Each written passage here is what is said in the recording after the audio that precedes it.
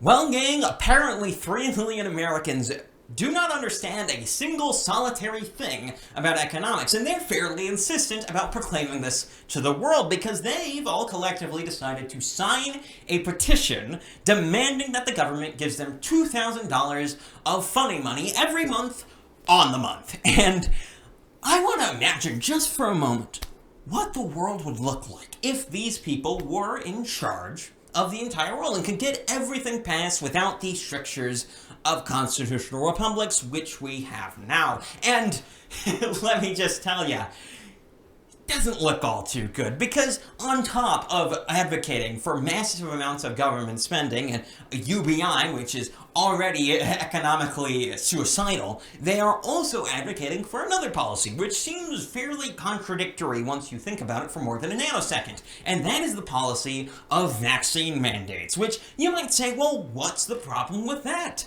KelKidman, why would you have a problem with them advocating for vaccine mandates in conjunction with this? Of course, the answer to that question is that vaccine mandates are not going to be applied by simply a blanket-wide, society-wide thing. Generally, they're being applied through businesses, and they're being applied through workers in general. If you have a job, as the logic goes, you should be vaxxed, and if you are not vaxxed, you should not have a job. And this leads to the very interesting dichotomy of these people wanting the people who do not want to work, they should get money forever, and they should get money for not working.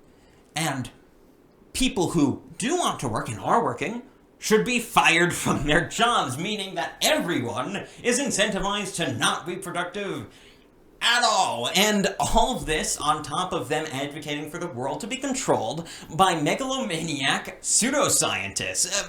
Foremost among them, of course, being Fauci, who has had a bit of a roller coaster of a week, let's say, because he starts out the week going and talking about how people just don't like him because they don't like uncomfortable truth. You see, Fauci's just such a truth teller that people don't like him. And if people were just more accepting of the science and of the truth, then everyone would like him and his crappy documentary, which led into later on in the week, literally within like a week of each other, having an NIH letter come out that displayed exactly how much of a truth teller Dr. Fauci was, and that is that he isn't a truth teller at all, because in fact, he was lying about gain-of-function research when he was talking to Rand Paul a few months back.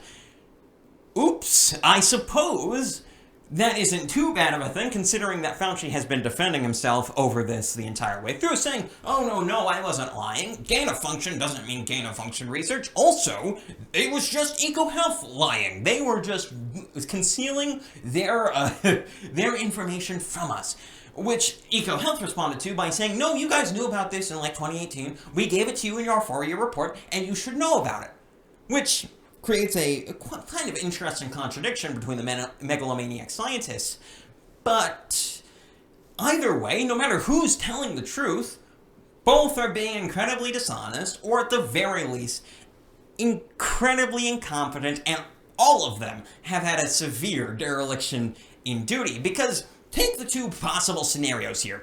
Either the EcoHealth Alliance was not being entirely honest about what was going on in the Wuhan coronavirus lab, in which case the EcoHealth is having a problem because they're lying about the things they're taking grants for, which is a problem within itself, and Fauci's having a problem as well because he should know about this, and he should be doing his due diligence to actually audit these things and make sure that the money's going where it should be going. And in the opposite situation, where EcoHealth was being honest about what they were doing to the NIH has a problem because they were being dishonest to their higher-ups in the Trump administration and whatnot, and EcoHealth Alliance still has the problem of violating U.S. regulations regardless.